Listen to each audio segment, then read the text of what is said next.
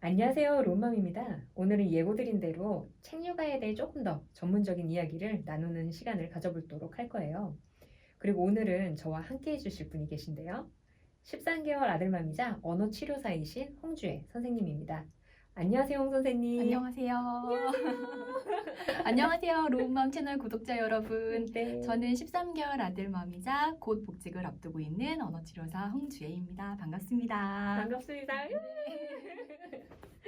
예, 선생님, 저는 선생님하고 이렇게 소통을 해오면서 선생님의 전문성에 대한 신뢰가 충분히 있는데요. 시청자분들께서는 언어치료사 선생님을 처음 만나니까 생소하실 것 같아요. 그래서 구독자분들께 간단히 선생님 소개 한번 부탁드리겠습니다. 네, 저는 11년 동안 약 1000여 명의 아이들을 언어 평가를 했고요. 언어 평가를 하면서 치료가 필요한 친구들은 치료를 하고 부모 교육을 담당해 왔습니다. 네, 2011년부터 16년까지는 서울대학교 병원 어린이병원에서 근무를 했었고요. 2016년부터 출산 전까지는 푸르메 재단 넥슨 어린이 재활병원에서 언어치료팀 팀장으로 근무를 했고요. 네네. 네, 주로 언어치료라고 하면 저는 어린이를 담당을 했었는데 만 네. 1세부터 고등학생에 이르기까지 네. 선천적이든 후천적이든 언어 발달이 지연이 있거나 의사소통에 문제가 있는 다양한 아이들이 찾아오고요. 네. 그리고 제 경험에 의하면 네. 단순히 말이 늦어서 오는 친구들은 약 24개월쯤이었어요. 그때쯤 어머님들께서 언어 발달에 고민을 가지고 언어치료실로 내원해 주셨었습니다. 그러시군요. 지금 저희 소망이가 18개월인데 저도 우리 아이 말이 이제트이나 저제트이나 하는 거 보면은 이제 네. 24개월쯤 됐는데 아기가 말을 안 하면 확실히 걱정이 될 것 같기는 해요. 네, 맞습니다.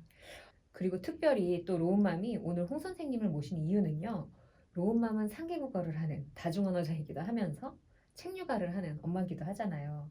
그래서 그러다 보니까 아이에게 0세부터 책 육아를 하고 막 다중언어를 노출하고 하는 것이 혹시 아기에게 어떤 무리가 없을지 그런 부분이 좀 많이 고민이 돼서 공부도 많이 하는 편이에요. 그래서 근데 이 부분은 저뿐만 아니라 저희 구독자분들께서도 이제 고민하시는 부분이 아닐까 싶어서 0세부터 19세까지 많은 아이들을 봐오신 선생님께 전문적인 조언을 듣고자 한번 모셔봤습니다. 그럼 선생님, 아이에게 책을 읽어주는 것이 왜 중요할까요?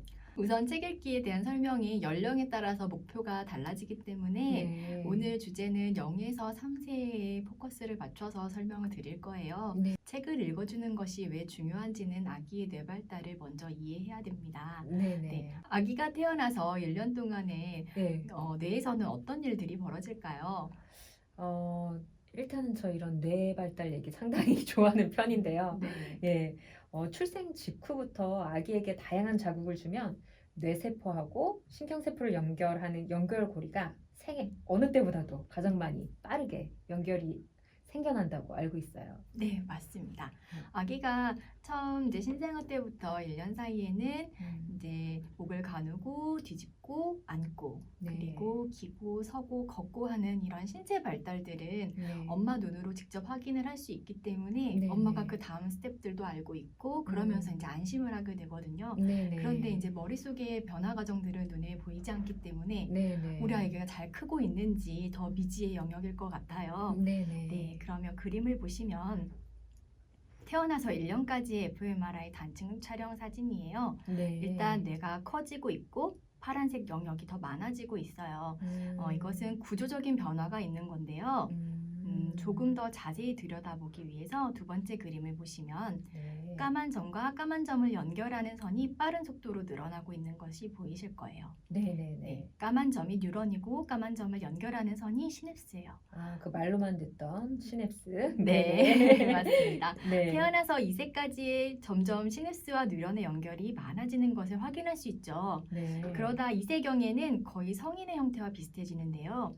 2세의 뉴런과 4세, 6세의 뉴런에서의 차이가 보이실까요? 의외로 지금 2세 때 뉴런이 4세 때나 6세 때보다도 훨씬 더 촘촘해 보이거든요. 네, 맞습니다.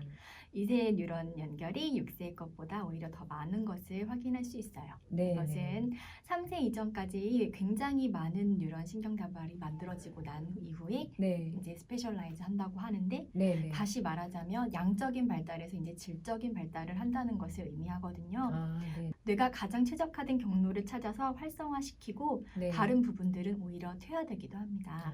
가지치기 한다는 게 바로 그 네, 말인 거죠. 맞습니다. 예. 네, 그래서 이 과정을 거치는데 우리가 밤잠을 설치면서 육아 전쟁을 치르는 네. 1, 2년 사이에 아기의 음. 뇌가 이렇게 급격하게 발달을 하고 있었다는 사실이 놀랍지 않으신가요? 아, 예, 놀랍기도 하고 또 한편으로는 네. 그래서 더 걱정이 되는 것 같아요. 맞아요. 내가 힘들어서 정신을 못 차리고 있는 1, 2년 동안 이런 음. 발달이 일어나고 있다는 거니까요. 네, 맞습니다. 그렇다면 이제 궁금하실 영역인 언어 발달. 언어 발달을 하기 위해서도 뇌의 다양한 영역들이 활성화되는데요. 음. 언어 발달을 담당하는 대표적인 뇌 영역을 간단하게 살펴보면 네. 그림에서 보는 바와 같이 대뇌의 표면 부위를 대뇌 피질이라고 하는데 네. 이 부위는 감각을 최종적으로 전달받아서 인식하는 곳이기도 하고 네. 운동이 계획되고 명령이 출발하는 곳이기도 하기 때문에 네. 언어를 이해하고 표현하기 위해 매우 중요한 부위입니다. 네. 앞쪽의 영역을 전두엽이라고 하는데 이 앞쪽이면 진짜 이마 쪽인가요? 네, 이마 쪽입니다. 네. 이쪽을 이제 이 네. 전두엽에서 브로카라고 하는 영역은 네. 말을 이해하기 위해서 운동을 계획하는 곳이라 언어를 표현하는 부분을 담당을 하는 곳이고요. 이마 쪽에서 언어 표현하는 거네요. 네, 조금 더 깊숙이 네. 들어가긴 하지만 어쨌든 네, 네. 앞쪽이라고 생각하시면 될 것 같고요. 네, 네. 그리고 이 옆쪽에는 네. 측두엽이라고 하는 곳에서 베르니케라고 하는 영역인데 이 영역은 청각 정보를 받아들이고 말의 이해와 가장 관련이 깊은 곳입니다. 네, 이 부분은 귀하고 연결되었기 때문에 청각 정보하고 가깝다고 생각하시면 될 것 같아요. 귀 쪽에서 가까워서 잘 듣고 이해하고. 네, 사실 뭐 1차 청각, 이거 너무 길까요? 네, 뺄게요. 네, 네, 더 깊이 들어가면. 예, 네. 그리고 이제 브로카 영역과 베르니케 영역을 네. 이어주는 활 모양의 네. 신경 섬유 다발인 네. 알케이트 파시큘러스라는 부분은 네. 언어 발달에 있어서 중요한 뇌의 영역이라고 볼 수 있습니다. 마지막으로 대뇌 피질 이 뒤쪽에는 네. 위치한 부분은 네. 후두엽이고요. 후두엽에서 시각 정보 처리를 담당하게 됩니다. 시각 정보 처리라고 하는 것은 예를 들어서 아기가 이제 책을 보면 그거를 이 뒤쪽에서 네, 먼저 보는 것을 인식을 하는 한다는 거죠. 예, 예. 예, 알겠습니다. 그렇다면 뇌 발달과 언어 발달 그리고 책 육아는 어떤 상관관계가 있을까요? 네. 네. 지금부터 엄마 아빠분들도 책을 읽기 위한 과정들을 천천히 한번 생각해 보시면서 설명을 들으시면 좋을 것 같은데요. 네. 우선 엄마가 책을 펼친 곳을 같이 아기가 바라봐야 되겠죠. 네. 그리고 책장을 넘기는 이 시선을 따라가야 됩니다. 네. 그리고 엄마가 이렇게 컵라고 알려주면 네. 알려준 곳을 같이 보면서 엄마 말소리를 들어야 되겠죠. 네. 아기가 이제 조금 더 자랐습니다. 예. 아기가 스스로 책을 꺼내서 보겠다는 동기와 의도를 가지고 네. 열심히 기어가거나 걸어가서 책장에 있는 책을 꺼내고 또 원하는 페이지가 있다면 빨리 그 부분을 찾아서 이렇게 스캐닝을 하기도 하겠죠. 네. 아기가 네. 책을 보기 위해서 사용하는 감각 정보 처리 영역은 네. 단편적으로 이루어지지는 않아요. 보면서 듣고 들으면서 넘기고 그리고 여러 가지 감정들을 느끼는 과정까지 네. 다양한 감각들이 동시에 협응되고 처리되는 것을 알 수 있습니다. 네, 이 과정들의 반복이 뇌의 다양한 영역을 활성화시킨다고 생각하면 될 것 같습니다. 그렇군요. 네. 그래서 아기들이 이렇게 책을 읽고 엄마랑 책을 읽고 같이 그런 시간을 가지면 아기의 뇌가 전반적으로 발달할 수밖에 없다라는 얘기가 지금 아까 말씀하신 전두엽, 축두엽, 후두엽 맞습니다. 이 모든 게 활발해지기 때문이다라는 말씀이시네요. 예.